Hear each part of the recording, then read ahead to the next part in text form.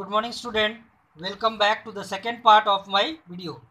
Now in the first part I told you about root and stem. Now we will be discussing about the leaf. This leaf you can see in the figure, it is the main part of the plant. Why it is called the main part? Because it prepares food for the entire plant. It contains chlorophyll.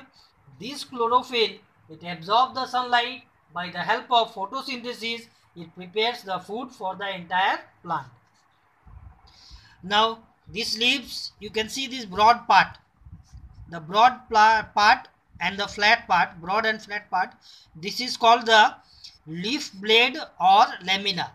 This broad and flat part is called leaf blade or lamina.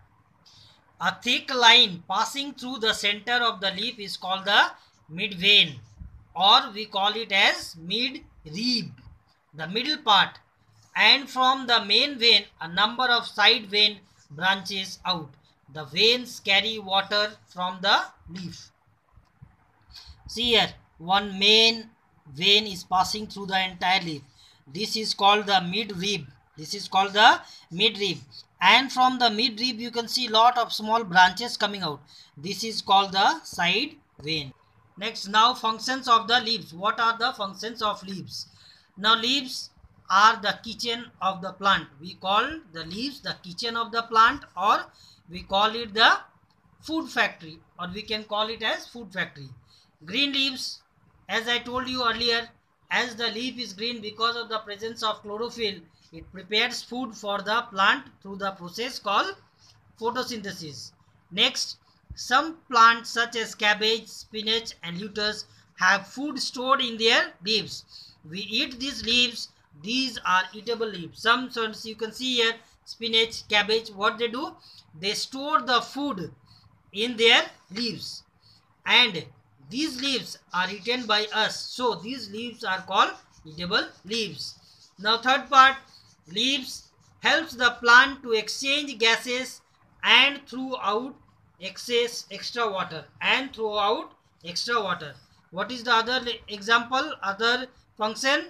Leaves helps a plant to exchange gases because it contains stomata that helps in exchange gases and throw out extra water.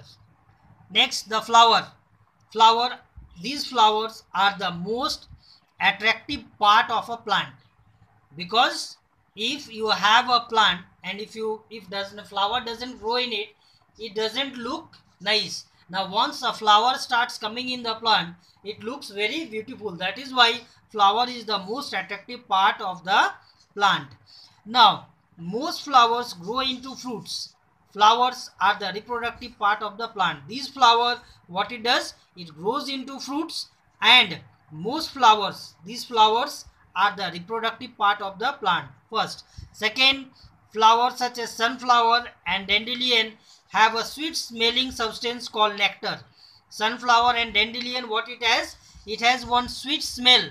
That sweet smell is called the nectar. This is used by honeybee to make honey. Now by the different colors of a flower, different insects are attracted towards it. Mostly the honeybee, what it does? It sucks the nectar from such flower and transfer it to the honey beehive.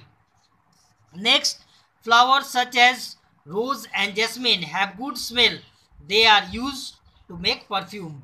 Rose and jasmine, as they have a very good smell, they are used to make perfume. Next, flowers such as cauliflower, broccoli store. You can see cauliflower and broccoli, what they do? They store food in their flower. These flowers are eaten by us, so they are called the edible flowers. Now next is fruit.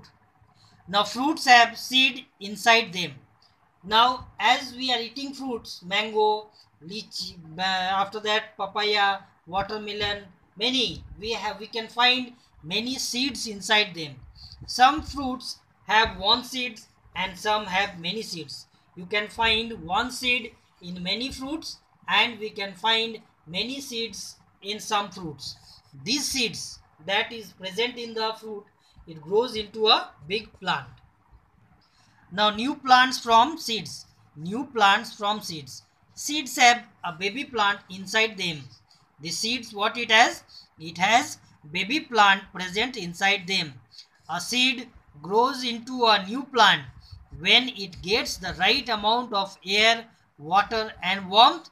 A seed grows into a big plant.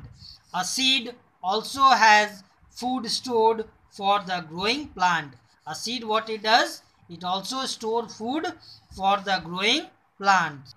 Now seeds are usually protected inside a fruit. Now these seeds are protected inside a fruit.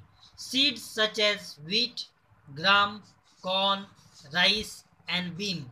These are eaten by us. So they are called edible seeds. Seeds such as wheat, gram, corn, rice and bean.